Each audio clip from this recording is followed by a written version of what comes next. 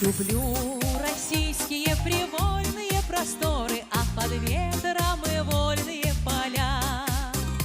За белой дымкой в снежных шапках горы — это все родная мне земля.